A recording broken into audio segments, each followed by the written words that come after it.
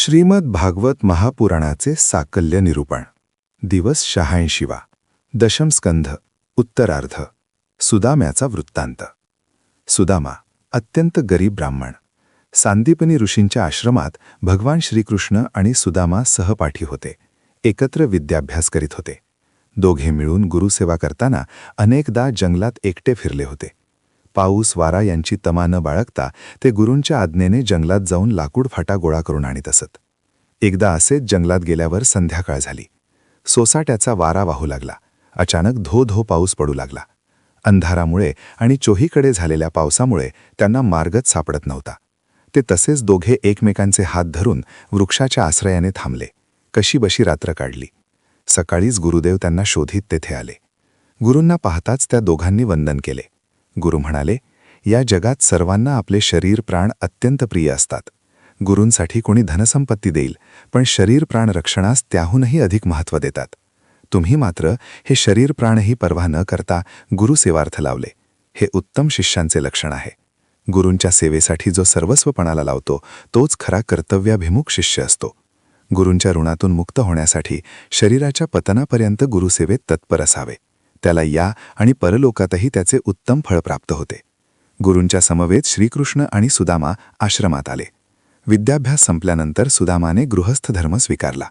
दारिद्र्याने पिचलं असतानाही त्याने भगवत भक्ती कधी सोडली नाही. कथापुराण सांगताना, भगवंताच्या लीला सांगताना सुदामा गहिवरून जात असे.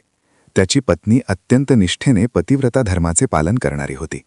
पतीच्या अयाचित वृत्तीमुळे अनेकदा त्यांना खायला काहीच मिळत नसे. ती त्याबद्दल कधीही पतीला दुरुत्तर करीत नसे. दोघेही पोटभर पाणीच पिऊन झोपत. सुदामा विद्वान ब्रह्मज्ञानी असल्यामुळे तो तर जी स्थिती आहे ती भगवंताचीच इच्छा आहे म्हणून आनंदाने दिवस कंठीत असे. दोघांच्याही अंगावर अनेक ठिगणांनी युक्त असे कपडे असत. खायला नाही तिथे प्यायला कुठून मिळणार, पण दोघांनाही त्याची खंत नसे. दोघेही भगवत भक्तीत सदैव लीन असत. एकदा सुदामा पत्नीने म्हटले, अहो, तुम्ही आणि श्रीकृष्ण दोघेही बालमित्र. ते आता द्वारकाधीश आहेत.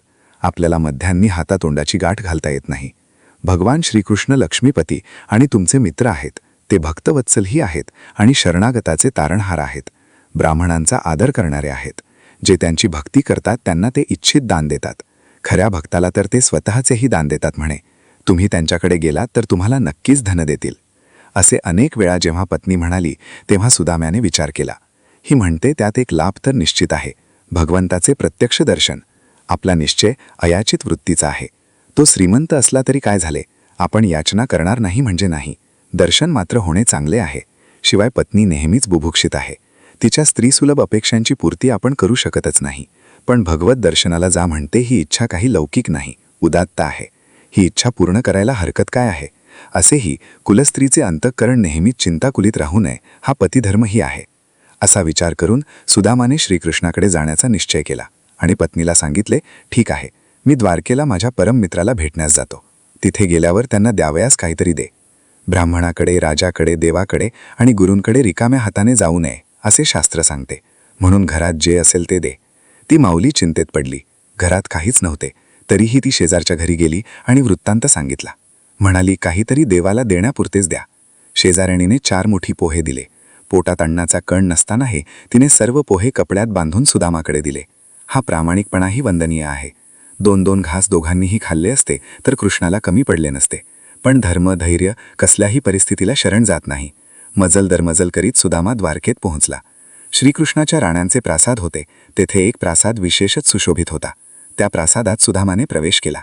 त्याने पाहिले की रुक्मिणी आणि श्रीकृष्ण एका मंचावर बसले आहेत आणि काही गोष्टी करीत आहेत.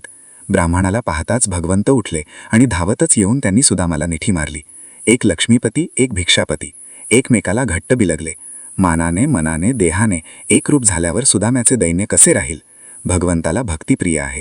भक्तांचे ते सेवकही आहेत. पण अहंकार मात्र देवाला आवडत नाही, सहन होत नाही.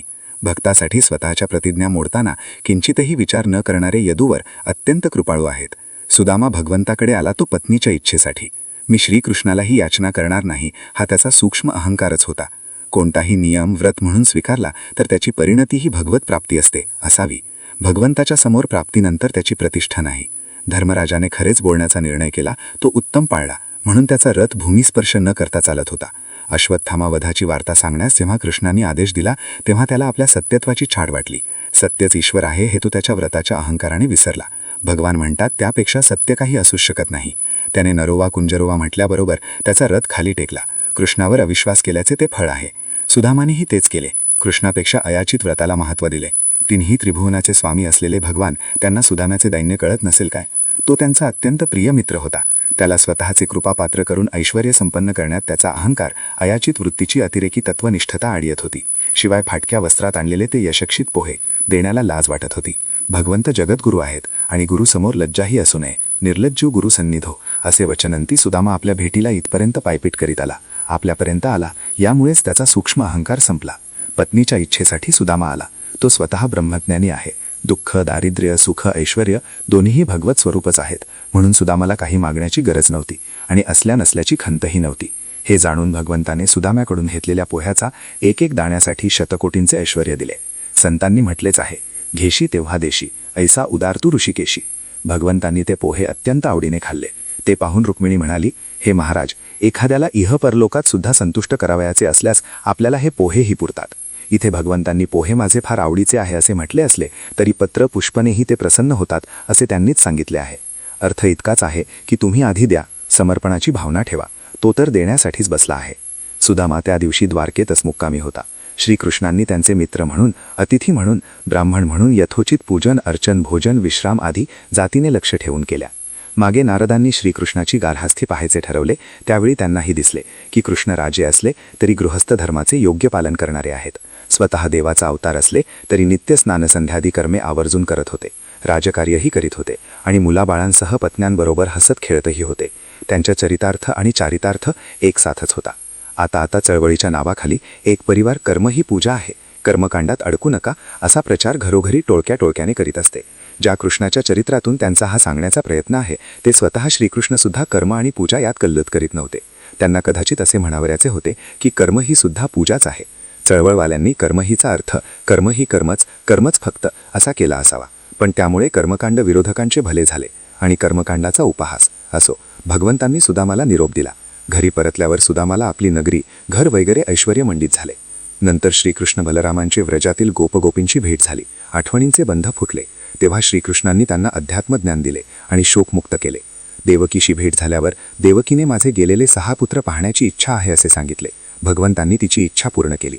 श्रुतदेव ब्राह्मणाच्या घरी जाऊन भगवंतांनी त्याला उपदेश केला. देव, तीर्थ, पुण्यक्षेत्र, पवित्र स्थान यांच्या दोघाने मनुष्य दर्शन, पूजन वगैरेद्वारा हळूहळू पवित्र होतो. त्यात सातत्य आणि कळसापेक्षता आहे. तेव्हा गुरुपूजन ही मत्स्वरूप पूजनच आहे. त्याने तुझे परम कल्याण होईल. श्रुतदेवांनी मान्य केले. भगवंत काही दिवस राहून परत गेले.